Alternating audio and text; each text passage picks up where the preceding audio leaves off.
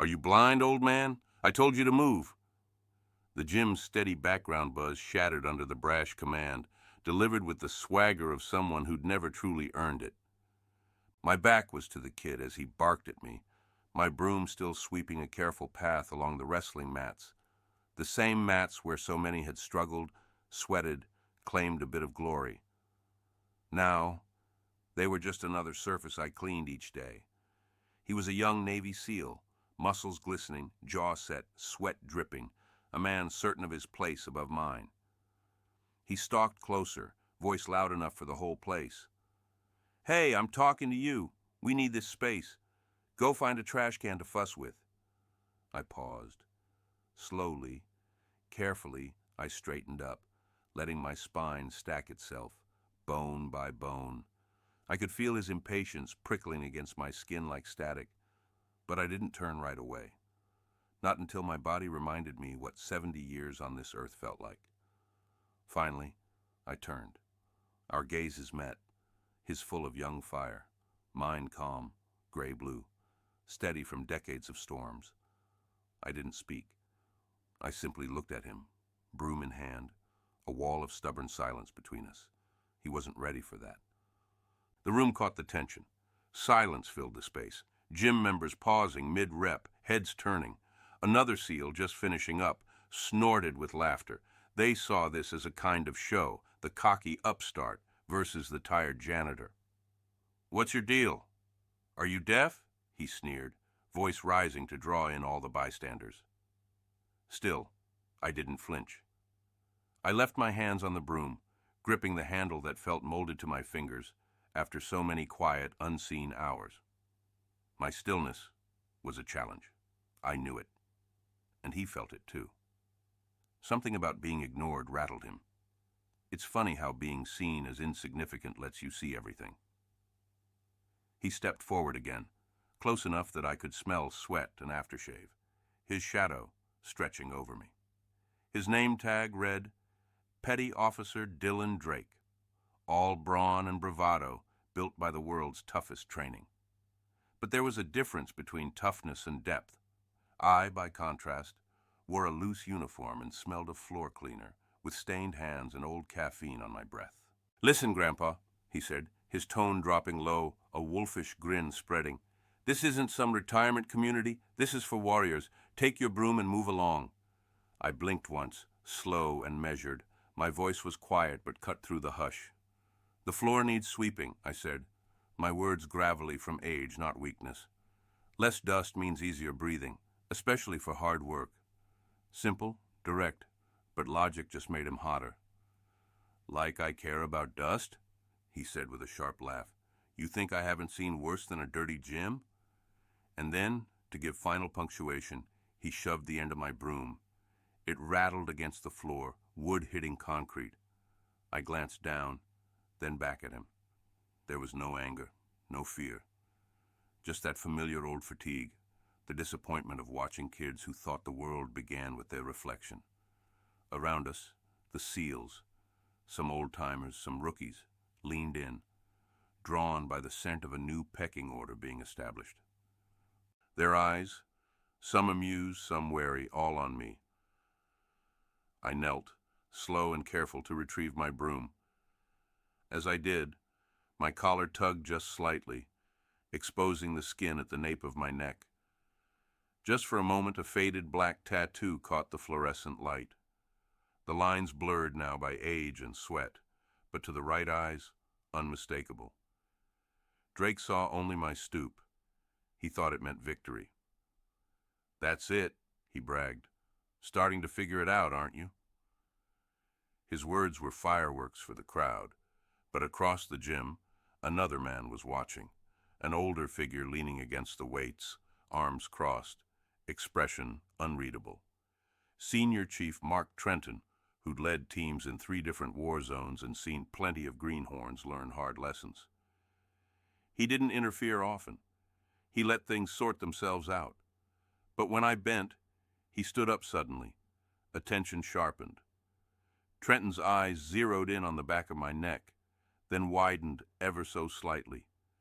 He'd seen tattoos like mine only in old photos from the archives. stories whispered in hushed tones. Black trident caught up in a coiling sea serpent, fangs bared, old ink from another time, another war. A mark not of rebellion, but of brotherhood, from units history books barely dared to name. Drake, oblivious to everyone but his own rising audience, kept going. "Maybe we need a new janitor's outfit for you," he said, "with a drool bib just in case." A handful of the younger guys snickered. I stood again, broom in hand, this time catching Senior Chief Trenton's eyes as he broke from the crowd. For the first time that day, something shifted in me, a flicker of recognition, a weariness at what was coming. All I'd wanted was to sweep the mats, keep my head down, feel close to the world I once knew without needing to march at its front line. For 3 years I'd managed it, invisible as a shadow. A hush settled. Trenton walked toward us, big and deliberate, like someone who knew every eye in the room was tracking him.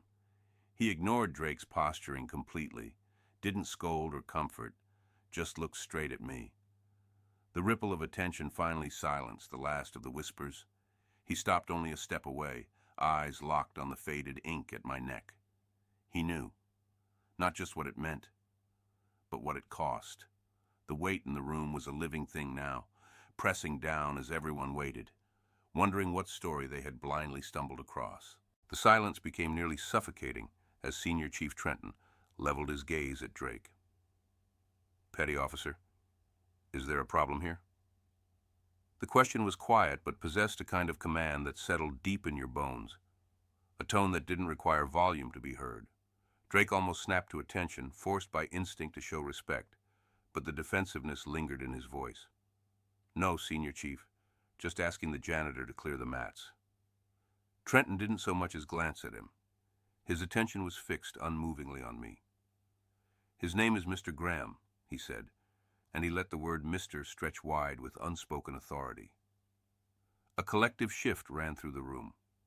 The others, sensing an undercurrent, straightened, uncertain about what was unraveling in front of them. My hands trembled just a fraction on the broom handle. I'd seen those eyes before on the other side of the world in places that were never printed on maps. For a split second, it almost felt like being yanked backward through time, to a night under canvas in the damp tropics, when the future was uncertain, and every man you met might vanish before sunrise. That tattoo at my neck was born from such a night, a mark given in secret by a chief, with hands rough from years at sea, inked in a circle of trust, as thin as razor wire.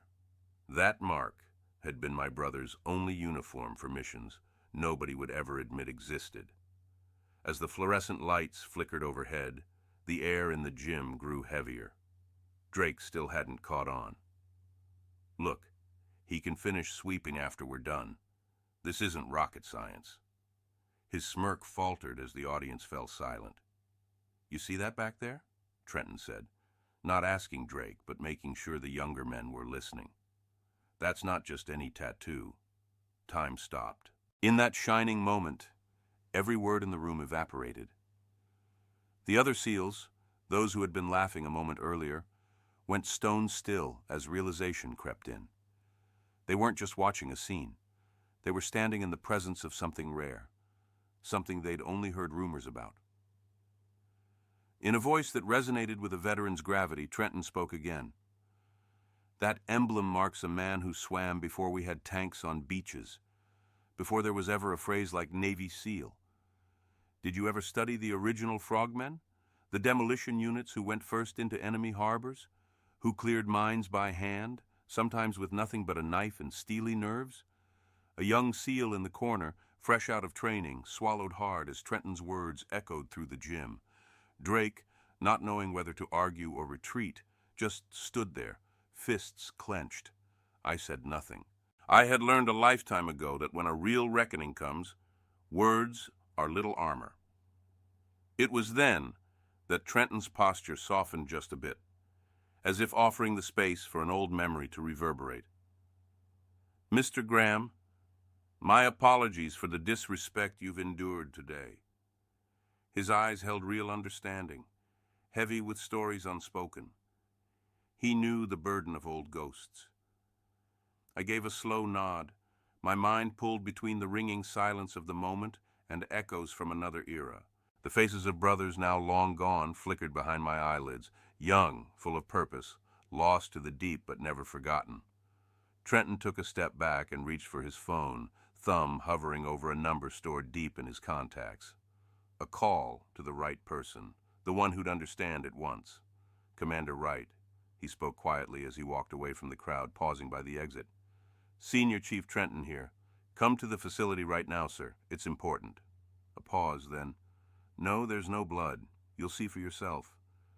Do you recall who's been handling janitorial work in the gym? An older gentleman named Graham. Another pause.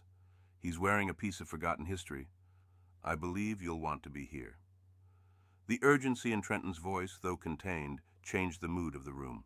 Everyone sensed something larger was about to unfold.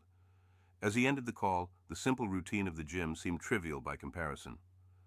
Around me, whispers started, each man glancing at me and then at Trenton, trying to fit a lifetime's worth of untold stories into the silhouette of the old janitor. I returned to my sweeping, hands steady, motions the same as if they did not all stare. For them, the world had just tilted on its axis. For me, it was simply another day, enduring the weight of the past. But deep down, I knew the path I'd chosen, to serve quietly, to be invisible, was slipping away. My story, whether I liked it or not, was about to collide with their present in a way none of us could ever predict. The gym's atmosphere was thick with anticipation, the kind that leaves a strange pressure behind your eyes. While the young men tried to make sense of what was happening, I busied myself with the familiar sweep of the broom, the bristles rasping softly against the mats. Routine gave me cover. It always had. Senior Chief Trenton kept a watchful eye on me while the others waited, their faces a mix of confusion, curiosity, and a growing realization that their world had just become bigger and stranger than they'd ever imagined. Out of the corner of my eye, I could see Drake fuming. Humiliated, he stalked toward the showers, his shoulders stiff, but something in his gait told me his confidence had cracked. A few of the older SEALs exchanged looks in the mirror's reflection, the kind of silent communication that needs no words. They'd seen enough, lived enough, to recognize when old secrets were close to surfacing. In the corner of the gym, Trenton barely waited for Commander Wright's arrival. Time seemed to crawl, every minute loaded with memories I thought I'd buried decades ago. I finished another circuit of the mats, pausing near the pile of neatly coiled ropes against the wall. My uniform felt heavier than usual, clinging to the sweat of old anxiety. That was when Commander Wright entered, trailed by 2 Marine guards in full dress. The double doors swung open with authority, the echo bouncing like a warning off the concrete walls. His very presence changed the room. Conversations died mid-sentence. Water bottles were set down and forgotten as every head instinctively turned his way. His stride was all purpose, each step measured, bringing him closer to a story written in flesh and ink. The Marines behind him stood at attention by the entrance, their white gloves stark in the harsh light, their faces unreadable. Commander Wright stopped in front of me. His eyes dropped to the curved serpent and faded trident below my collar. Then he straightened, standing ramrod tall. The room was absolutely still. Not a single weight clanked. Not even the hum of fans seemed to move the heavy air. He drew in a breath and, in a move that stunned every man, snapped his heels together and saluted briskly. It was a salute you rendered to the rarest of heroes, not the kind you offered just because of rank. The Marines by the doors mirrored him exactly, white-gloved hands rising to their brows. "Mr. Graham," Commander Wright's voice rang out sharp and clear, cutting through the tension. "Allow me to express, both personally and officially, our regret for any disrespect shown to you under this roof." His words landed like stones in a pond, the ripples spreading instantly. Drake stopped in his tracks, pale and wide-eyed, every trace of arrogance washed away. Trenton remained perfectly still, his face calm, but his eyes burning with a fierce vindication. The others, some standing, some half-seated, took on a new posture, shoulders back, spines straight, caught in the gravity of history being revealed before their eyes. Wright let his hand drop, but he didn't relax. He turned to face the assembled men, his voice louder now, ensuring not a single soul missed his message. Gentlemen, understand what you are witnessing. This is Mr. Robert Graham, a man whose legacy predates many of your own family's service. He is not simply a janitor. Once, long ago, he served as a frogman in one of our Navy's pioneering demolition units during the Korean conflict. He was part of a covert three-man team tasked with missions that remain classified to this day. A silence hung so thick the words seemed to echo back from the rafters. Their work, he continued, took them into enemy harbors at night, sometimes armed with nothing but knives and homemade explosives. They cleared minefields and submarine traps in freezing waters, also invasion forces could land safely. Most never came back. But Mr. Graham did. He survived, alone, and was discreetly awarded the Navy Cross for his actions, valor that was never celebrated openly, but known by a select brotherhood. The awe was written on everyone's faces. Some of the youngest SEALs looked ashamed, realizing they'd made jokes at the expense of a legend. Others simply stared, struggling to connect the quiet janitor with the hero standing before them. And let us be clear, Commander Wright finished, his gaze sweeping the room. That kind of courage is not measured in youth or muscle. It's marked by the quiet dignity to serve no matter the task, to lead by example when nobody is watching. He turned his attention back to me and nodded once, his respect unmistakable. The Marines dropped their salutes, stepping back with crisp precision. I felt a strange warmth burn through the chill in my bones, respect freely given, not demanded. Nearby, Drake stood frozen, trapped between his own shame and the undeniable truth. Senior Chief Trenton watched him closely, knowing a lesson had been delivered harsher than any drill or reprimand.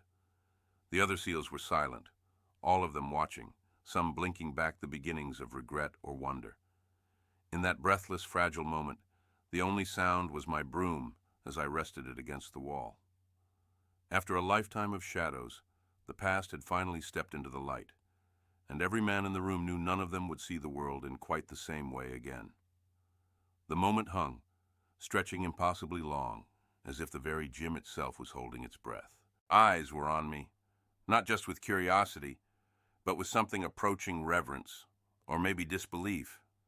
Even though I was used to being invisible, unseen in the background with my mop and my bucket, now every man in that echoing space seemed to be weighing his own smallness against the story Commander Wright had just let slip. Commander Wright's gaze never broke from mine, as if testing the truth of what his own research had uncovered. I studied his expression, counting the lines carved there, not by paperwork, but by combat, by decisions heavier than any weight pressed on these old mats. Mr. Graham, you not only served, he said more quietly, you shouldered things most men could never imagine. It is my honor to offer you the respect owed to the rarest kind of warrior. A stifled cough and the faint squeak of sneakers on tile reminded the rest that the world had not quite stopped turning. At the back, Drake was shrinking under the stares of his teammates. Now the jesters had no jokes. The audience no longer found him amusing. Trenton's gaze lingered on Drake, steel now overt in his eyes, and the young petty officer looked away in shame. Wright turned to Drake, icy authority in every syllable. Petty officer, you just made a fool of yourself in front of living history. You owe this man not just an apology, but a lesson in humility you'll never forget. Drake swallowed hard, but was too stunned to reply. And all of you, Commander Wright said, his voice rising again to fill the gym. From the newest greenhorn to the oldest dog in the room.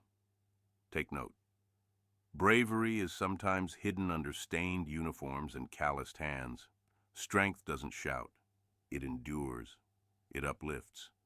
It cleans up the dirt no one else sees and does so with quiet dignity. He gestured at Trenton. Senior Chief, ensure Petty Officer Drake drafts a written apology. You personally deliver it to Mr. Graham. You'll also arrange for every man on this team to attend a new compulsory course on the history of our underwater demolition units and the legacy these men built. Dismissed. Drake nodded, face flushed. eyes glued to the floor, already learning the hard way that shame casts a longer shadow than any reprimand. The gym slowly emptied, the young SEALs now walking taller, posture squared by awe and something deeper, maybe a realization about the kind of strength it truly takes to become legendary. The Marines in dress uniform faded into the background, sentinels who'd witnessed a moment that would turn into base lore before the sun set. Commander Wright's demeanor softened as the last of the crowd dispersed. He dabbed a handkerchief gently against his brow, a small act revealing just how much this confrontation had cost him too. "Mr. Graham," he said quietly, "we're all taught to look for heroes in the obvious places, but sometimes we're lucky enough to find them where no one expects." I nodded, the flood of old memories pounding behind my temples. A lifetime ago on a rain-lashed beach, the fear swimming just behind courage, the feel of iron wire between my fingers as I cut through an enemy obstacle in pitch-black water.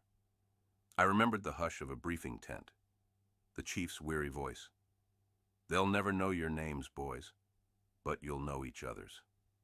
For a long time, Wright and I stood in a silence only brothers in arms could share. Finally, he broke away to handle the aftermath, while Trenton gave me a knowing nod and a rare half-smile, the kind only men who had seen too much give to each other.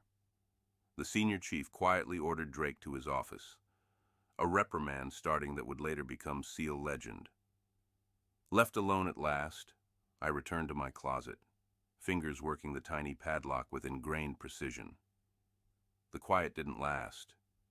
The days that followed changed the rhythm of the entire facility.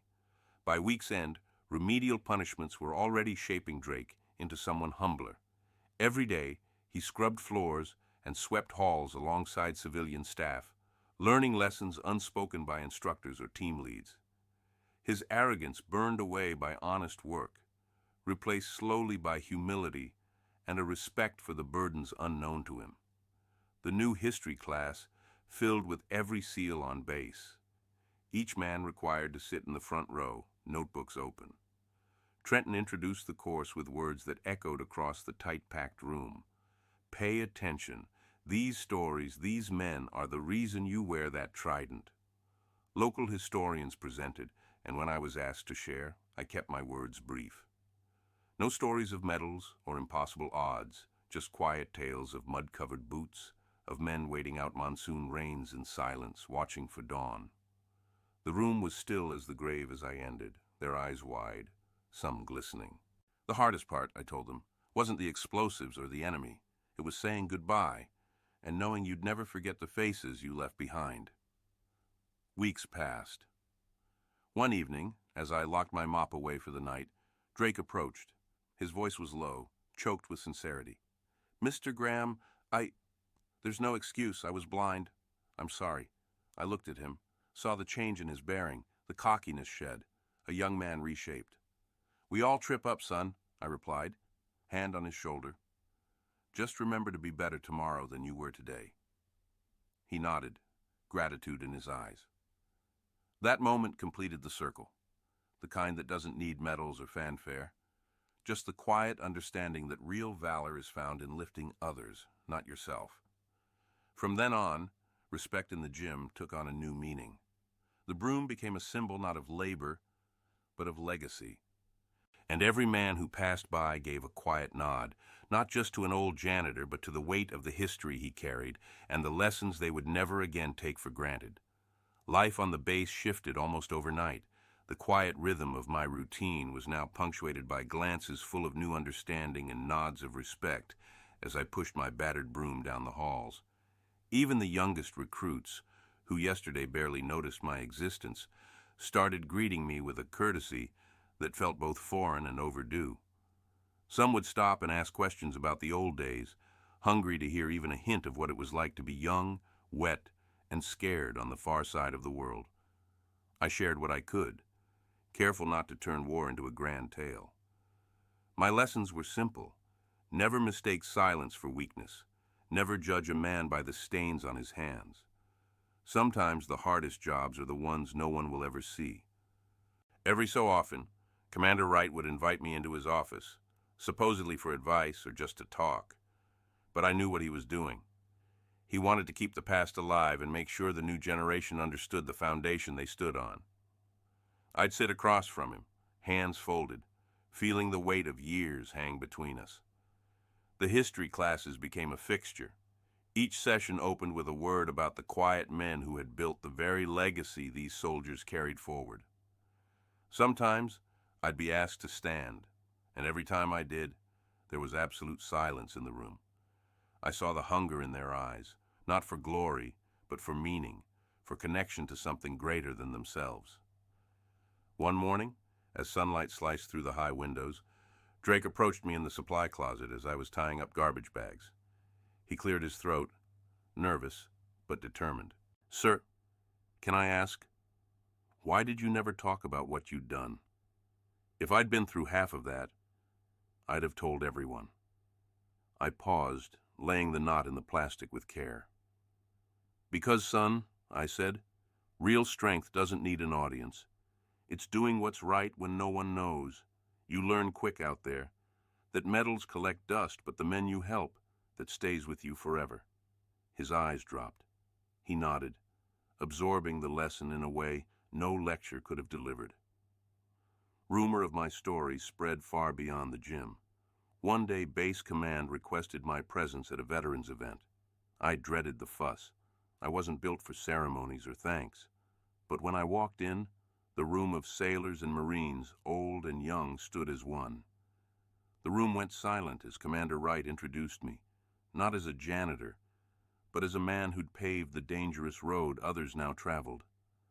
I tried to demur, feeling my face burn, but Wright held up a hand, stopping me. "Mr. Graham," he told the audience, "reminds us that the measure of a person is neither uniform nor rank, but character. He teaches us, by the way he lives, what courage and humility really mean." I felt every gaze on me, each one heavy with unspoken thanks. My grip tightened on the worn handle of my broom, and I found myself smiling in spite of my discomfort. These weren't the kinds of honors I'd ever imagined, but standing there surrounded by a grateful community, I understood the true weight of the story I now carried. The weeks wore on, but the lesson stuck. Drake changed dramatically. He no longer strutted or barked orders down the hallway. Now he worked just as hard in silence, lending a hand where it was needed, sometimes repeating my old words to the new guys. Others on the team, even the older ones, sought me out for perspective on tough days. As for me, my pace never slowed. Each sweep of the broom felt purposeful. It wasn't about the dust. It was about respect, the kind built by decades of endurance, sacrifice, and humility. The kind that made this home in the strangest, most unexpected way. One late evening, as the sun dipped golden behind the fence line and cast long shadows across the compound, I paused outside the gym, feeling a rare peace settle in my chest. I realized then that sometimes the best victories weren't the loud ones won in battle, but the quiet ones earned in the trust and respect of those who follow. The echoes of the past had become a foundation for the future, and in that small, steady certainty, I found a new kind of honor, one that would outlast even the hardest wars.